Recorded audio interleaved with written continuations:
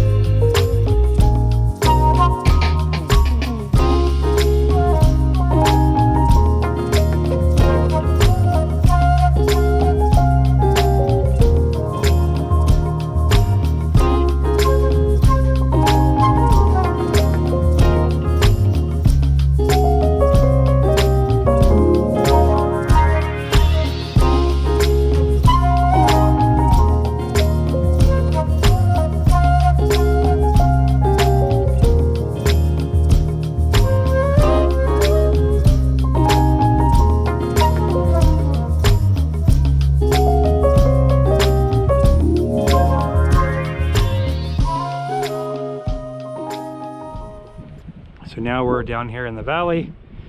You can see these beautiful cliffs, amazing for climbing. Got a lot of people up there on the ridge up there.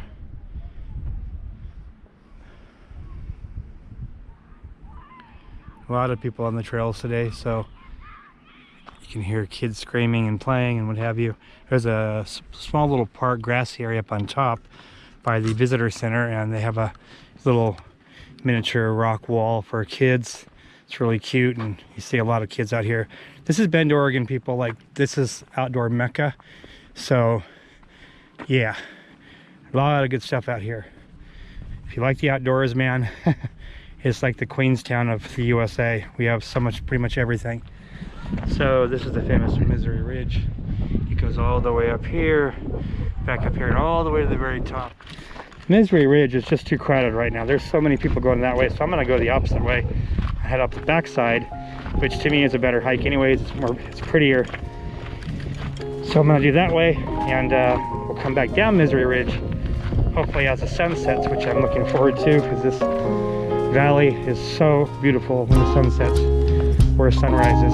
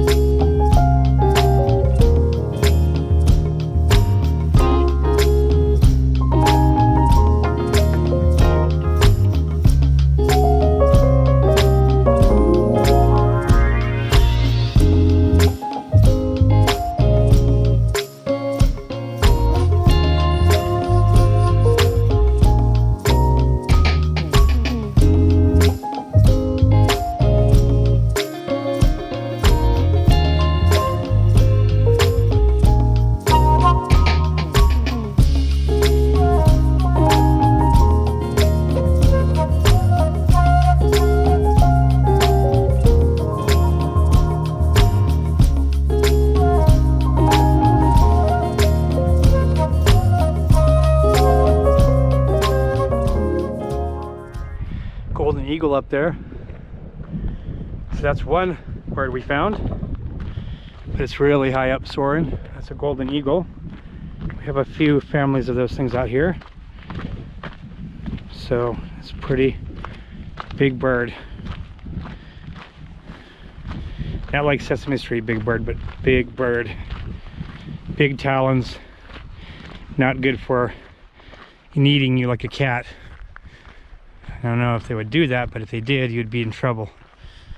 I remember I used to work for Department of Fish and Game years ago, and I was working with the falconry permits for everybody, and got a chance to meet a lot of falconers and hold a lot of birds.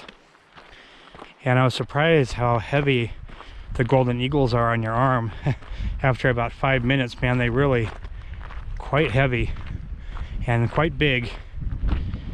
I just keep thinking they're gonna reach out and peck my eyes out, but they didn't do that. They're really nice, but just makes you feel how big those damn things are. And those things take care of a lot of the snakes out here, so it keeps the population in check. Although we have a lot of snakes in this area. Usually by springtime they're all out, sometimes off the side of the trails and what have you. Got to be careful because of that prairie rattlesnake, or the western rattlesnake out here. It's a nasty one, you don't want to get bit by it. Hemotoxic venom. Remember everybody, remember the saying, time is tissue. Don't cut the wound. Don't cut off and tourniquet the freaking wound. Like, you don't want that. Just flush it out with water and get help. Get to the doctor right away. Remember the old saying, time is tissue, especially with hemotoxic venom, right? Neurotoxic's different. We only have one real neurotoxic snake in North America. That's the coral snake. It is front fanged, not rear fanged. They don't have to chew to envenomate you. They can envenomate you just by a little prick. So they're small, but that one you do not want to get bit by. It's an elapid, like the cobras or mambas or kraits, what have you. So just make sure you don't get bit by a snake. If you see one and you don't know what you're doing, get away from them. Even if you don't think it's poisonous, just try to keep away unless you have experience with reptiles. And even then, some of the most experienced people get bit and get in serious trouble. Don't want to mess with them.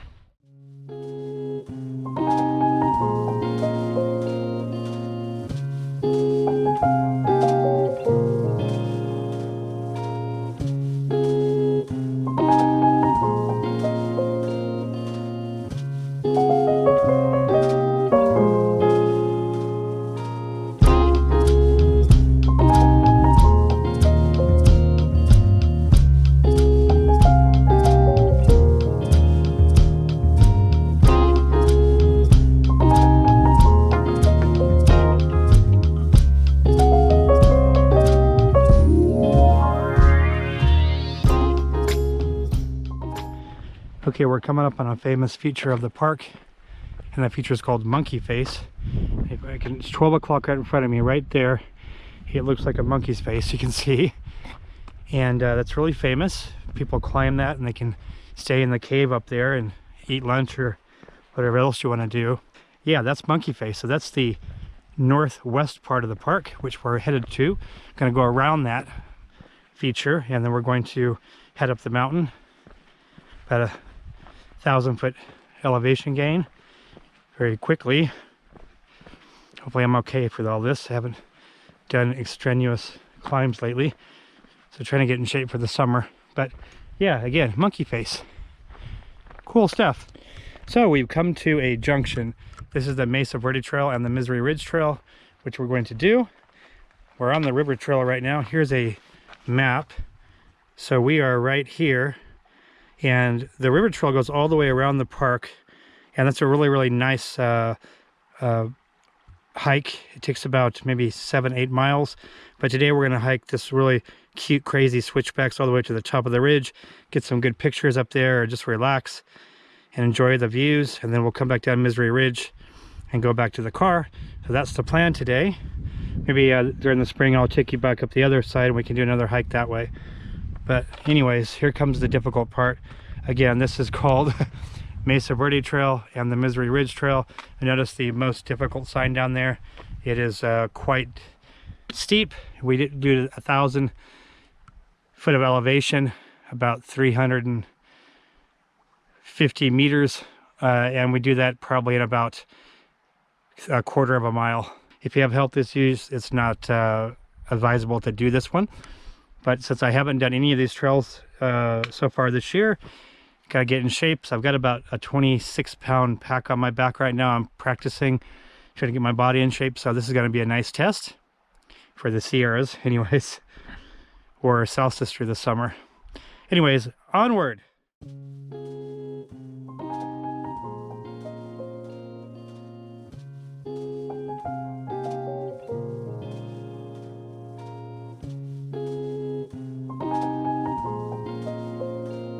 And it's a really good view of Monkey Face right there. Monkey Face is right there. Really cool. Looks like a monkey face. Monkey. So yeah. Anyways, onward, people.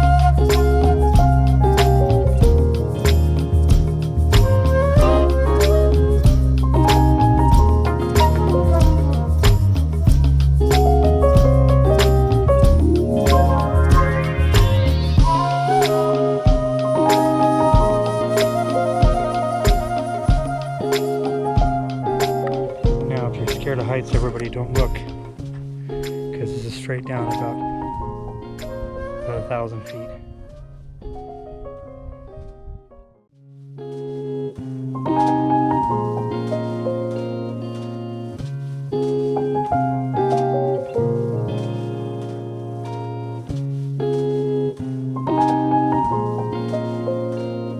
Three Sisters, Mount Washington, Mount Jefferson, and Mount Hood's way, way in the background over there.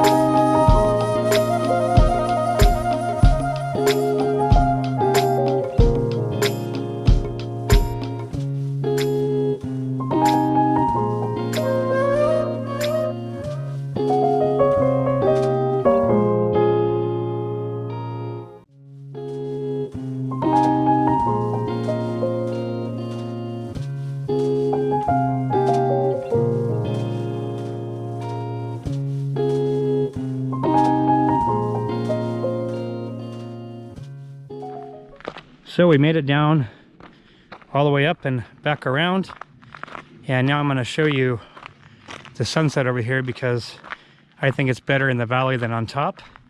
It's gorgeous down here, just different, not to say better, but I wanted to show you guys what it looked like and why you guys should come to Smith Rock State Park one of these days if you haven't been already. So I'm walking down the same trail I walked in from the beginning, but I want to come back the opposite way with the sunset shining on the rocks. A couple climbers just passed me and said they're watching a couple otters over here. So I've only seen, I think, 1 or 2 otters the entire time I've ever been here, if not any of them. But like, that's gonna be nice if I can find them. And there's a couple of ducks here that I don't know the species. I need to figure out the species of this duck. A couple of people have asked me already, and I just don't know. But anyways, more research to do. If you're like me, I just love wildlife. I'm a freaking Animal Planet buff. Love animals all my life. While everybody else was watching Friends, I was watching Steve Irwin. I just love wildlife. Of course, I like some more than others. Now, I haven't seen the blue heron today, although I passed another hiker today that said that they saw one on the other side of the park. Sometimes they're down there. I might go back over there in a few minutes to see if I can find it. But, yeah, really pretty.